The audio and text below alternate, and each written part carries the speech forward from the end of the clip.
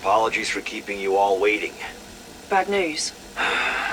I'm trying to think of where to start. Beginnings are always good. Strauss, just don't, okay? What's on your mind, Weaver? We're all friends here. Good colleagues, at the very least. The situation in Berlin could have been a whole lot worse than it was. But, thanks to Agent Maxis, we were able to get the strike team home safely. And eliminated that rather nasty threat from the Nazis. Isn't there something else we should be discussing? What's going on with Maxis? No, not today. Omega is still several steps ahead of us, and I don't like not knowing what's coming. I think we all know what's coming. And it's a threat from the Dark Ether itself. The Forsaken. It could well prove to be a bigger threat than Omega. Well, that's what I'm here to talk to you about. Desperate times, desperate measures. We need to reach out to those with more inside knowledge. I really hope the next word out of your mouth doesn't begin with Ravenov. Ravenov. He's no friend to Omega, and I think it could well prove valuable to us. There is another option. Or should I say, additional option. I know. Zykov. He may be the only one who truly knows the Forsaken. Are we suggesting we somehow break this lost Russian out of the Dark Ether? Poor bastard's been in there longer than anyone, and we need all the allies we can get. Huh. Carver. Here to gloat. Do a victory lap. Not sure I follow. Your outlandish theory has proved true. And I was one of your most vocal doubters. You were right. Your commander-in-chief, presiding over a Dark Ether army. The Forsaken. We both know me coming here to gloat would be a waste of time. Ah, so what then? Here to celebrate? Regretfully, I'm all out of champagne. All right, I get it. You and me, we won't ever see eye to eye. I'm a man of war, you're a man of science. In World War II, my father fought for the Allies, while you fought for the... How dare you? I never fought for anything more than my own research, and in turn my whole life has been in the service of men like you, who only want weapons, violence, annihilation. You got this all wrong. I'm trying to prevent annihilation. Because you have the biggest stick. Nothing is learned through eradication. What about exploration? Your research was only possible because my teams protected yours. I'm not the provocateur, I'm the peacemaker.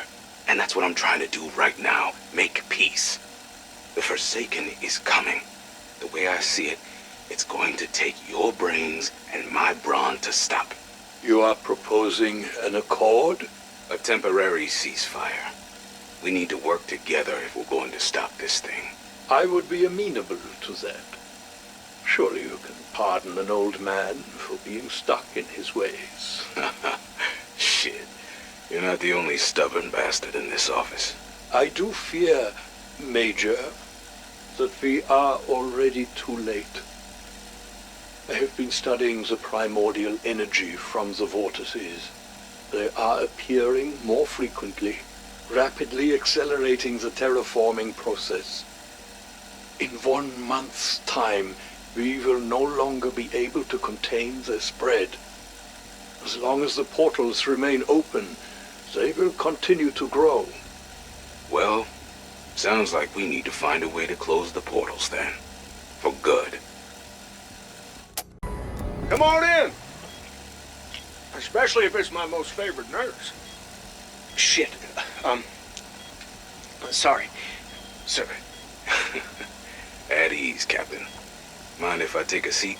With a ribbon rack like that, you can do whatever the hell you want. Shit. You can even have the bed. No need. And while it's not yet official, I think you could expect some of these ribbons yourself. I brought you some chocolates. Well, I appreciate it, Major. Especially seeing as how I just dropped my other ones on the bed. Oh, shit. They're just melting into the damn sheets. What the fuck is Nurse Mary Beth gonna think? Captain, you're on leave for the rest of the month. Wait. What? You've done more than any commanding officer has a right to expect. You went through a lot. Permission to speak freely, sir? Well, with all the cussing you've been doing, I assume speaking freely was already a given. You want a chocolate? Sure. As long as it's from the fresh box, not the bed sheets. Thing is, sir, I don't want to leave. You like sherry creams? Sure. Good. I can't stand those creamy ones. My favorite's butterscotch, and then maybe the caramel. Chocolates aside, may I ask why you don't want to go on leave? I appreciate you visiting me, and the promise of some more medals, but I spent most of that last op tied up, much like I am now.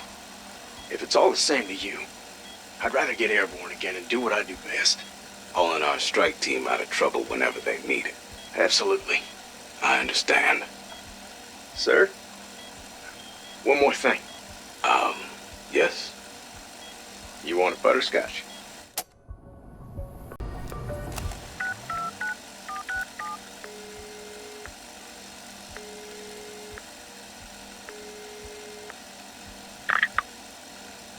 Hello?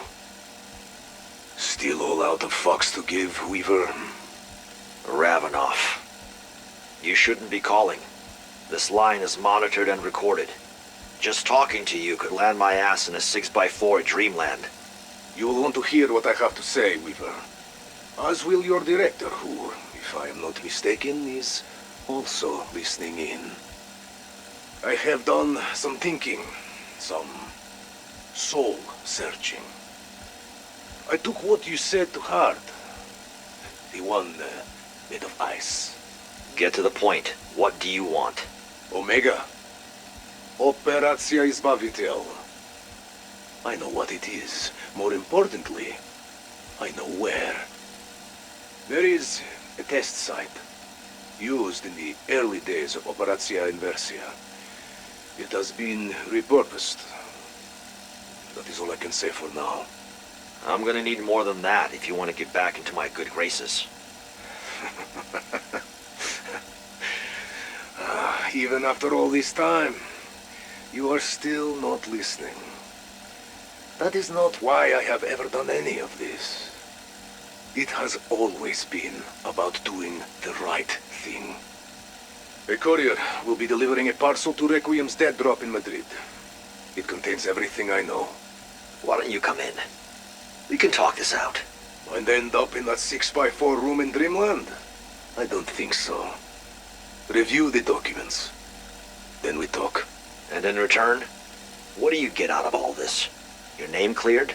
Safe passage to the west? Niet. I want you to release Agent Maxis. I have come to understand you are still holding her in captivity. You know I can't make that call. But, as we both know, there is someone listening in who can. You know who you are. I'll see what I can do. Oscar Strauss, Personal Log, May 12th, 1985. It is late. My insomnia has returned for the first time in years. I try counting sheep, but I end up counting sins instead. Viva says our conflict with Omega is coming to a head. The tipping point approaches. One final battle. Once more unto the breach, dear friends, once more. Two sides in the mix. Requiem, Omega, each desiring to destroy the other. One wild card in the deck, the dark ether desiring to destroy us all. I cannot say what outcome East and West will bring, but with the Forsaken, there's no doubt. Extinction. There is only one way to stop it. Close the gateways, sever our connection to the dark ether forever. That would mean the end of my research. The end of Ethereum. But if we do not act, it could mean the end of the world. I recently found myself reviewing old records in Requiem's archive. from the war. I found documentation about a man who faced a similar conundrum. Professor Kraft, a demonologist, studier of the occult, a man forced to work for a great evil. Kraft's choice was not unlike my own, his life's work versus potential calamity. His choice speaks for itself, since we are here, now, to read the story of what he endured and accomplished. I hope I choose as wisely as he did.